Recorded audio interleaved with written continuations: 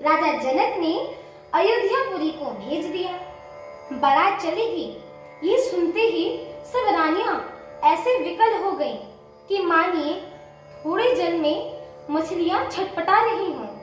वे बार बार सीता जी को गोद में ले लेती हैं और आशीर्वाद देकर सिखावन देती हैं कि हे पुत्री, तुम सदा अपने पति की प्यारी हो, तुम्हारा सुहाग अचल होए, हमारी यही आशीष है।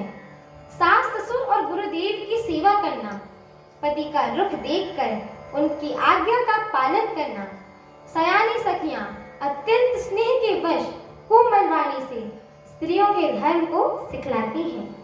आदर के साथ सब पुत्रियों को स्त्रियों के धर्म को समझाकर रानियों ने बार बार उन्हें हृदय से लगाया। माताएं फिर भेंटती हैं और कहती हैं कि ब्रह्मा ने स्त्री जाति को ही क्यों रचा है।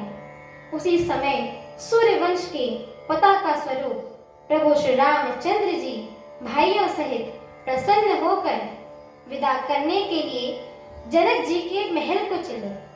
स्वभाव से ही सुंदर चारों भाइयों को देखने के लिए नगर के स्त्री पुरुष दौड़े चले। कोई कहता है आज ही जाना चाहते हैं। विदेह ने विदाई का सब सामान सजाकर तैयार कर लिया है। राजा के चारों पुत्र इन प्यारे मेहमानों के मनोहर रूपों को नेत्र भर कर देख लो। हे सयानी, कौन जानता है किस पुण्य से विधाता ने इन्हें यहाँ लाकर हमारे नेत्रों का अतिथि किया है। मरने वाला जिस तरह अमृत पा जाए, जन्म का भूखा कल्प वृक्ष पा जाए और नरक में रहने वाला या नरक के योग्य जीव जिसे भगवान के परम पद को प्राप्त हो जाए, हमारे लिए इनके दर्शन वैसे ही हो गए हैं। प्रभु श्री रामचंद्र जी की शोभा को निरख कर हृदय में धर लो, अपने मन को सांप और इनकी मूर्ति को मणि बना लो।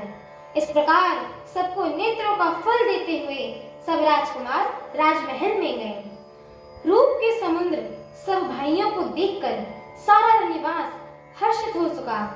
सासुएं महान प्रसन्न मन से न्यौछावर और आरती करती हैं।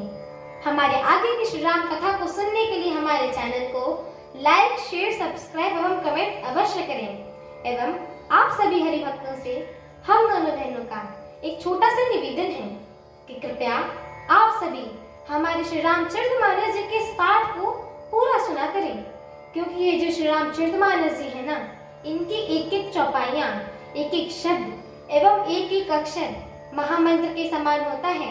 एवं जो भी नर नारी, मनुष्य, जीव जंतु, पशु पक्षी इन्हें सुनते हैं, गाते हैं, कहते हैं, श्रवण करते हैं, उनके जन्म जन्मांतर के सारे पाप नष्ट हो जाते हैं। तो एक बार प्रेम से बोले मर्यादा पुरुषोत्तम प्रभु श्री रामचंद्र की, माता जानकी की, लक्ष्मण भैया की, अयोध्या धाम की, एक बार प्रेम से बोलिए पवन सुत हनुमान की जय। श्री राम।